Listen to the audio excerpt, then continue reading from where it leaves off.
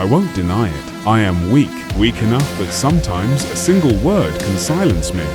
Weak enough that when I saw someone fall, all I could do was clench my fists and watch. Weak enough that every time I failed, it took me hours to convince myself I was still worth something. But I have never been a coward. I grew up in a small village tucked between the mountains, where people greeted each other every morning and children laughed down dusty paths. But behind that peace was an unspoken rule. The strong ruled, the weak bowed.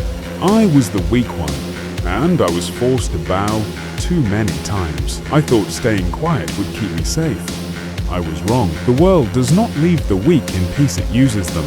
One day, when I was 12, a gang from the upper village came and beat a friend of mine for looking at them too long. My heart pounded so loud it drowned the world. I knew I couldn't win, but I couldn't walk away either. I stepped forward, one trembling step at a time. I was knocked down in seconds. Blood dripped from my mouth, my hands shook, but my eyes never looked away. That day, I learned something. Strength isn't about never being beaten. It's about standing up after you are. Courage isn't built in your muscles, it's carved into your heart. From that day, I trained, alone, no teacher, just a wooden stick and a small yard. Thousands of swings until my hands blistered and bled. I was weak, but I refused to be cowardly. My father once told me, "Son, if you ever have to choose between victory and justice, choose justice. Victory can come by luck.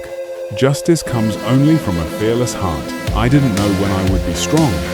I didn't know if I'd survive the battles ahead, but I knew as long as I breathed, no one would ever call me a coward. The world doesn't need a reason to hit you. It just will. When I was 16, the nightmare came. A mercenary group swept into our village.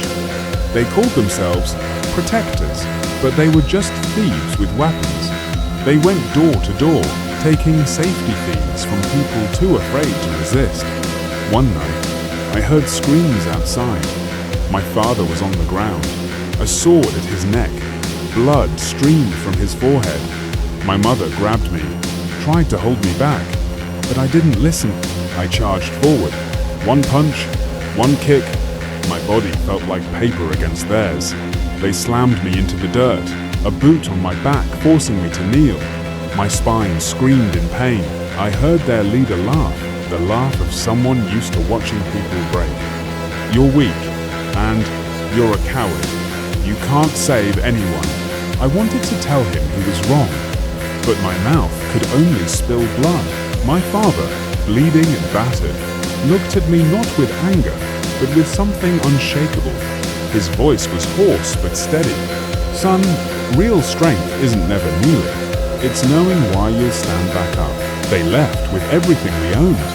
The house felt empty. My father lay unconscious for days. I sat there, gripping my training stick.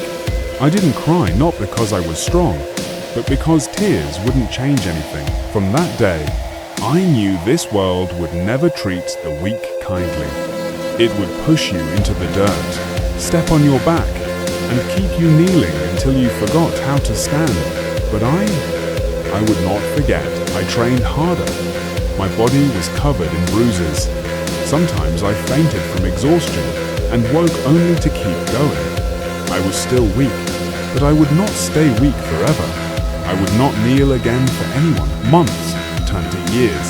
The house was quiet now, colder. My father no longer worked the forge. My mother smiled less, her laughter forced. The village carried on as if nothing could change. They had learned to live with fear, but I refused to. Every morning before sunrise, I ran to the northern hill, where the wind cut like knives and the mist soaked my clothes. I trained there, lifting stones for strength, hanging from tree branches for grip, running uphill for endurance. My father, after much hesitation, began to teach me the basics he knew. There were days when my body betrayed me, days when the pain begged me to quit, but every time I remembered that cold dirt under my knees, the sound of boots pressing down, the laughter in my ear, and it burned away every excuse. I I still lost fights against stronger opponents, but each time I fell, I stood back up. That was my victory. One night, my father handed me an old sword. Its blade chipped and worn. It's not beautiful, but if you keep training, one day it will reflect your strength. From that day, I trained not only for revenge, but to protect. If I fought only for myself, I knew I would drown in hatred. But if I fought for others, those still kneeling, then I could never allow myself to give up. The fire inside me was no longer a flicker. It was steady, unyielding. I was still weak compared to the world outside, but I had changed. I no longer feared their eyes.